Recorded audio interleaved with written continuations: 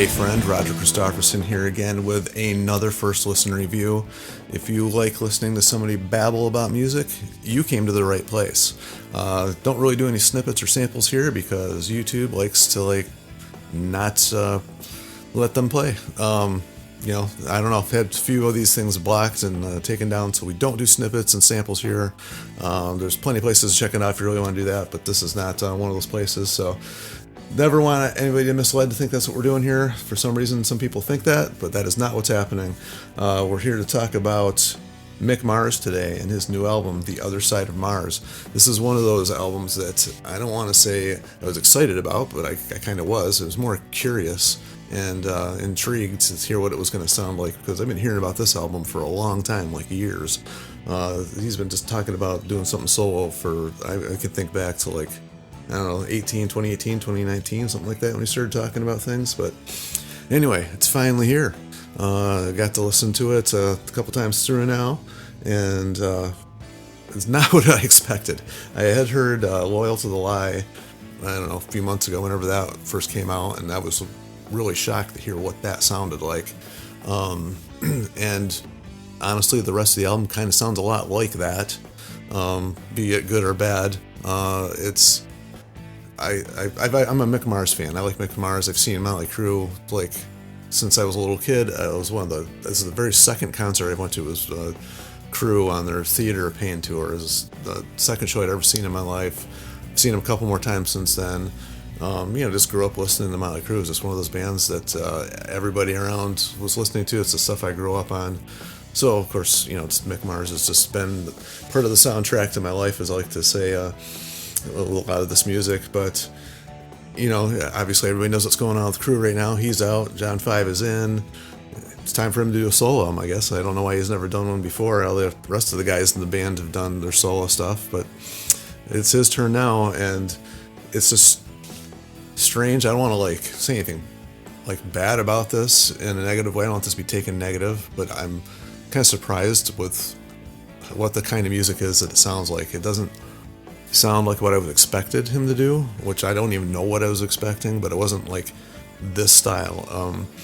I would classify this in, I don't want to say butt rock, but it's in the modern rock category, and the production on it's very much that category. I don't know what I was expecting from Mick, but all the years he's been playing, this style of music wasn't around back in the 80s and 90s and whatever, so you'd think he would have a collection of tons of songs. Maybe he used it all in the Crue, I don't know, but it sounds like this is all fairly recently written in the style of music that it's written in.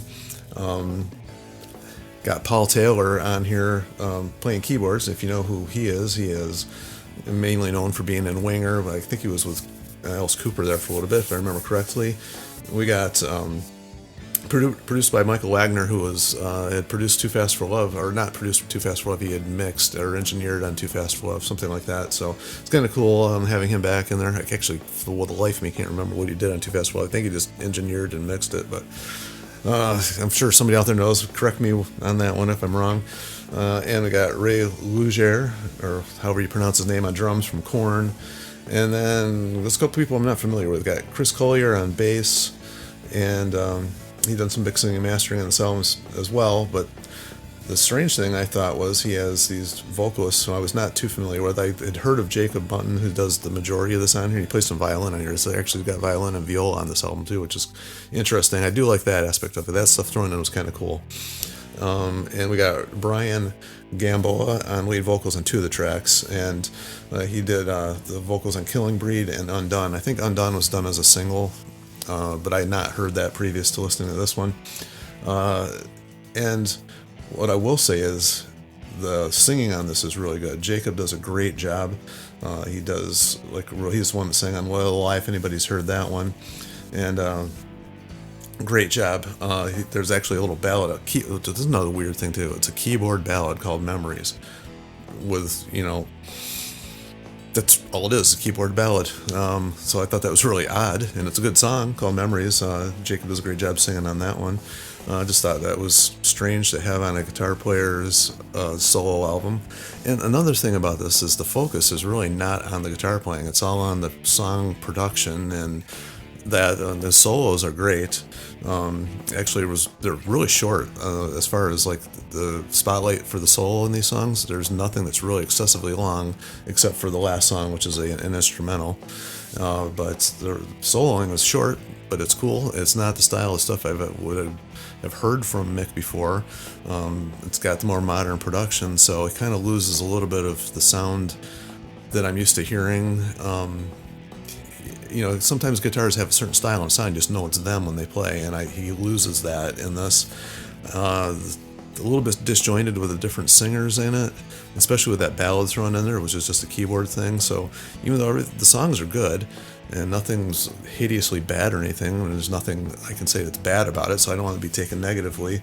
But it's a little disjointed, I don't know, just kind of doesn't just flow very well.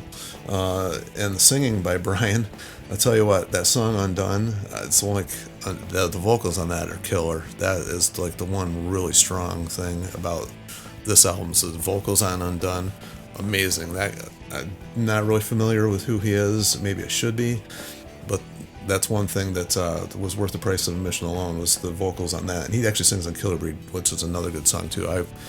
No offense to Jacob here, but I kind of would have liked to hear Brian sing in every single song. So, I don't know, my little take on that is my opinion. Nobody get mad about anything, this is all just opinions. So that's just my kind of quick take on it. It just seems like strange that he would choose this production style and not like try to show his personality more, being a guitar player. It just seems strange that he kind of lets the production and the singing take like full glory or whatever in this album, except when it gets to the last track, which is called LA Noir. And I don't know how to describe this one, but it's probably the one I actually, as far as the guitar playing goes, is the one I enjoy the most. I picture like burlesque girls dancing, like in the Roxette line dancing and stuff like that, music playing behind it, except heavy, with a really cool rhythm going on and some really great guitar playing over the top of it. I know it sounds really weird explaining it that way, but it really, really works. It's got a really cool groove, not just a standard blues sound at all, although it does have a little bit of a blues feel to it. Just really unique. That one was really cool. It's probably my favorite musical idea on the whole album. It sounds like the most original idea on the whole album. Like I said, the rest of the songs are good, but not really original. They sound great. Something I would picture hearing on the radio. Every single one of these songs I could picture hearing on the radio. But if you were to ask me who it was playing the guitar on it, without hearing this before, I couldn't tell you. So that's the bad thing about it. But anyway, I don't know. Kind of a mixed feeling on this one. Good album, but doesn't show Mick's personality at all. So I just find it really strange. But that's just, like I said, that's my personal opinion. Not here to beat anybody up. I know there's probably people that are going to disagree with me. There's probably people that will agree with me. But anyway, feel free to share your thoughts on it. What you think of it if you've heard it.